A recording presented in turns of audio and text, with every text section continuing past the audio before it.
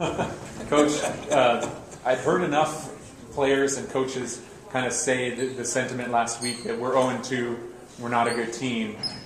And why was that an important message? I mean, obviously it worked, but why was that an important message last week to get across before the Portland State game? Well, I don't think the message was necessarily we're not a good team, we're not playing like a good team, I think was really the message. And the message was that we thought the bye week gave us an opportunity to correct some things. And some of the things I talked about after the South Dakota State game were gap integrity on defense, to making sure that we played the gaps a little bit sounder, that we tackled better on defense. And those were points of emphasis that we used during the bye week for defense. And on the offensive side of the ball, it was finishing. I thought that we had moved the ball fairly well in the first two games, with the exception of the third quarter against New Mexico State. But we weren't ending up in the end zone. Either we were trying to kick a field goal, or we were going for it on fourth down, and we weren't doing well on fourth down. And that's probably another point of emphasis, is we played so much better on third down and fourth down against Portland State than we did in the previous two games. But it was really finishing in the end zone. When you look at it, 6 touchdowns, I think 2 or 3 drives of over 80 yards. I think some of the points of emphasis hit home. Now, are they going to continue to? You know, that's the magic question. If we can continue to play with, I think the intensity that we played with and the desire to play the game, the emotional side of things that we played with on Saturday night, and carry those forward, we can be a good team. One game doesn't make you a good team. That was one good game. But to be a good team, you got to play week in and week out. And I think that's the point of emphasis this week. Big disparity between what happened the first couple of weeks and this past weekend. So, you know, in reality, by the end of the season, or however you want to term it, I mean, how good are you guys? You know.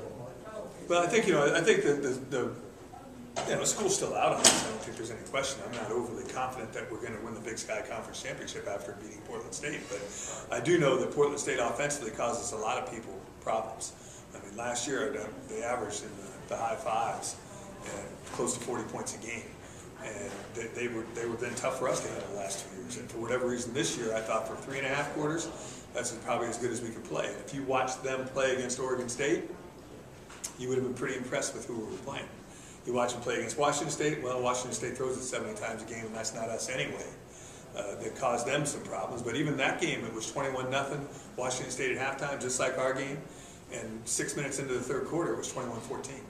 You know, and in our game, we came out and I thought established the third quarter as our quarter and really started to put the game away and get ahead 35-0, which truly ended the game. So I thought there was a lot of good moments in the game, but most importantly, I thought that the effort, the intensity, and the emotion carried over, and we played fairly solidly for probably close to 48 or 49 minutes at least.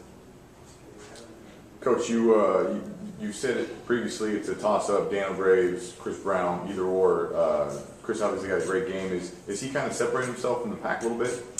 You know, I think that Chris would probably say the same thing. We have a tremendous amount of respect and a tremendous amount of confidence in both guys. And one of the things that was great to do, I told Dano when we put Dano in the game the other night, I said, you need to play like the score is 0-0.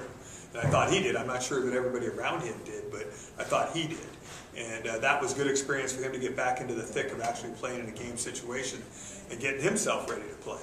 And, you know, I still feel the same way that we have 2 great quarterbacks, but right now with the way Chris has been playing and the plays that he's been making, yeah, he deserves to continue to play, and I'm sure Chris would be the first guy to agree to that one too. But I think he also has a tremendous amount of respect for Dano Graves and what Dano does every single day at practice with his work ethic, and I think the two of them have a very respectful relationship that's grown quite a bit, and as his teammates and friends, I think, in the last year as well. Coach, tell us about Northern Arizona.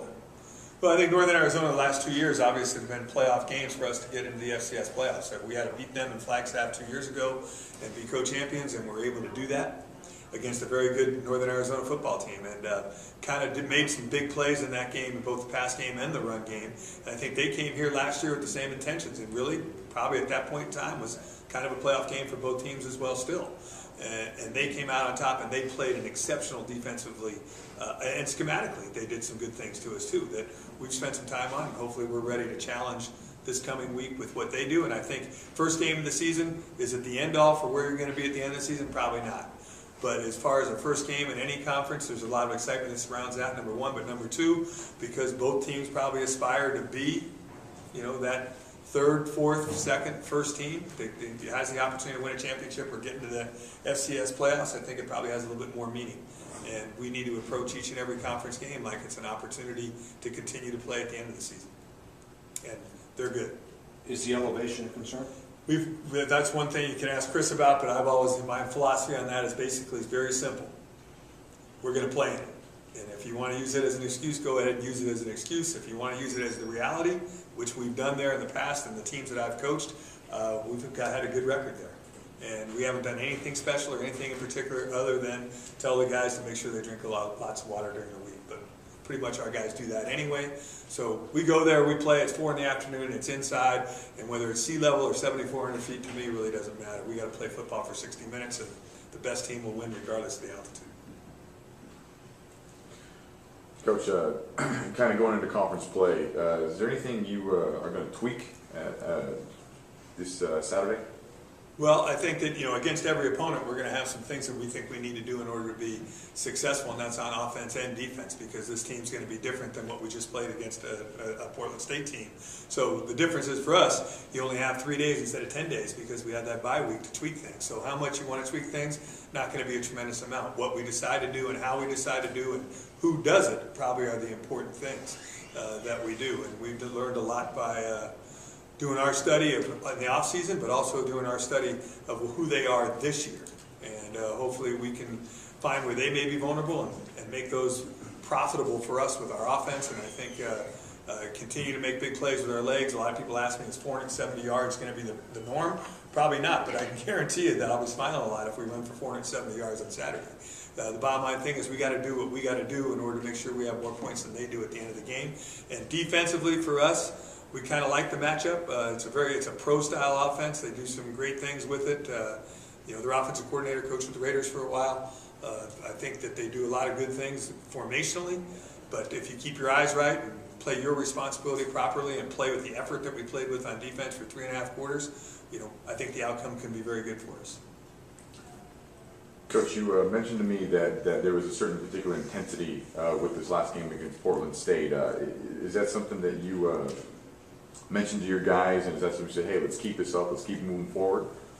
Well, I think we have to keep realizing that, this season, it's a long season, and emotion is a huge part of this game. And as much as everybody talks about consistency schematically and fundamentally and all those things, consistency with your emotions for this game is extremely important too. And understanding that it plays a huge part in every football game. I think in every athletic event. I think emotion's a big part of the event. And how you control and use those emotions is extremely important. And in the game of football, you got to be able to maintain it for 60 minutes. Especially when you're on the road. I think it's a completely different environment than the environment we had. The Mustang running out for the first time, our first home game. I think our players felt good about being home.